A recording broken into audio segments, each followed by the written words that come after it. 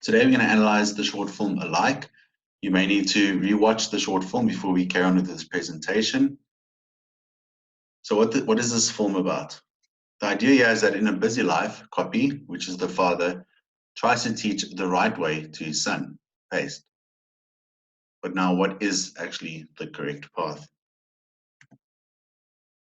Alike is a short film directed by Spanish artist Daniel Martinez and Rafa Mendez about creativity and education.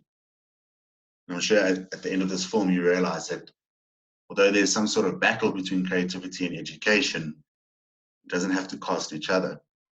It develops themes including work, routine, and alienation, and incorporates them into the experience of a child, and that of a father and son relationship, where the father tries to teach the right path to his son. Okay, we do see 5 characters here. There's 2 unidentified people who embody the system, and then we see crowds of other people who really all look the same. Okay, so this is a 3D animated short film, okay, and it shows us what can happen when creativity is stifled instead of embraced. And that's really the main idea about what this short film is about. The film follows Copy and his son Paste, okay, and that's taken from Copy and Paste of a computer and the work. And yeah, the father Copy tries to raise his son on the right path. We see that immediately that they live in a bleak, almost late capitalist dystopian city where its inhabitants are conditioned to follow the system. Okay, very robot-like, no emotion, and that's why the directors haven't used color when representing them. So the camera shots, many close-ups and medium shots are used to capture the facial expressions and body postures through which much of the conflict is transmitted, as well as the connection between the father and the son characters. We also see wider shots which are used to help describe the city and situations of routine and repetition. Okay, we often see this as quite a dull representation. Some camera moves are used, including a few dolly ins, okay, which is tracking, that describe emotional displacement. Okay, the 2 characters Copy the father, okay, and it's spelled with an I, and then Paste the son. Okay, let's have a look at this image here. So this now introduces the film, and we see the town or the city. However, you'll notice that there isn't much color, or the characters look the same, and it's almost a very dull, gray, lifeless atmosphere that is created. Okay, and this is then a long shot.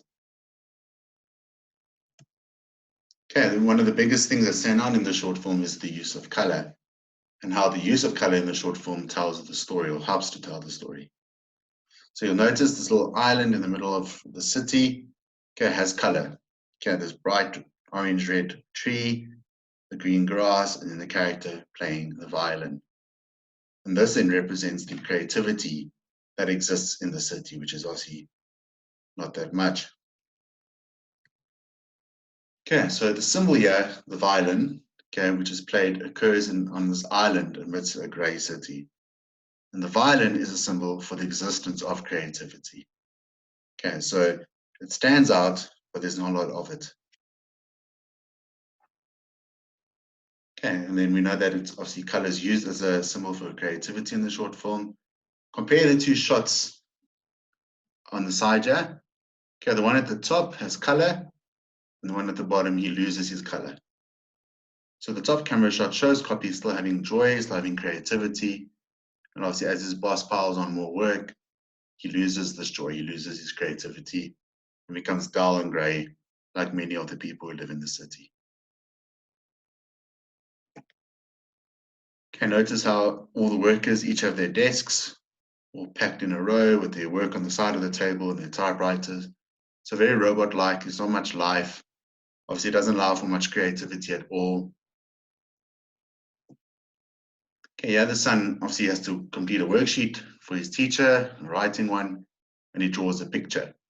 And that shows his creativity. And we also see later on, when he does write the letters, he does it with a few images and color. However, the teacher doesn't accept this and makes him redo it. Okay, and this is done obviously in the sake of education or in the name of education, but then it stifles his creativity. Okay, so he's almost reprimanded for being creative.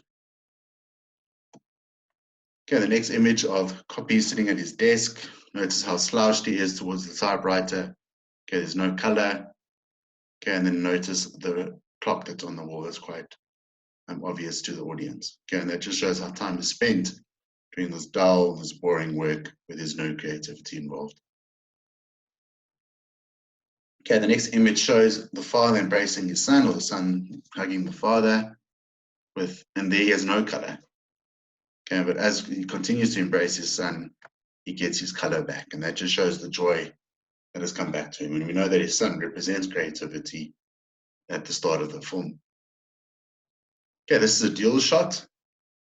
Okay, and this is after Paste, the son is reprimanded for being creative and is told to complete the worksheet correctly. And here we see he's quite frustrated.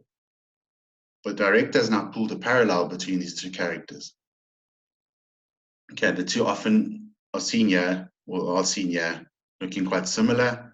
They're both sitting at desks, completing their work. Okay, notice the background, dull, gray, lifeless. Okay, in the next image, often in the beginning of the film, the son, he's running around, he's jumping excitedly, and he's almost being forced to wear this bag with all the school books.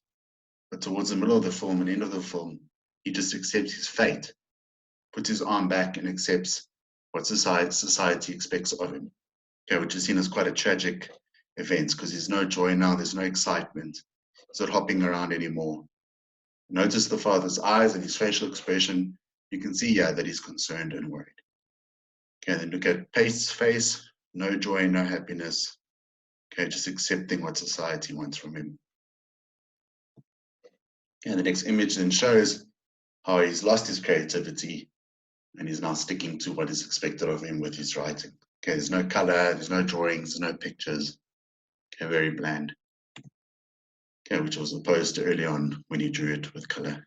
Okay, yeah, the father looks at his writing on a clipboard. Okay, he pages with the top one on the left. Okay, and then he pages to the one that he did earlier with the color. And the director cleverly does this to contrast how he had his creativity and now he's lost it. And this is all that we see. Okay, and then towards the end of the film, okay, the lifeless Paste is walking with his father, and his father obviously sees us now and is quite worried. Okay, when they walk past the island, okay, the man playing the violin isn't there anymore. And this obviously upsets Paste, but Paste is in a way, almost accepted that this is his fate. The father now, obviously in response to that, goes onto this little island of color and he starts to pretend to play the violin. Okay, and this now brings joy back to Paste. Okay, and now Paste obviously realizes that there is place for creativity. Okay, notice how both characters have their color back. Okay, that's the joy, that's the love, and obviously the creativity that's been allowed. Okay, the last shot is quite interesting. In the background of the color of Copy and Paste busy hugging, okay, we see two other characters which we assume are father and son. Okay, notice no color, no life. So those two have now almost abided by what society expects of them. Okay, and here it's in contrast to Copy and Paste, which have color.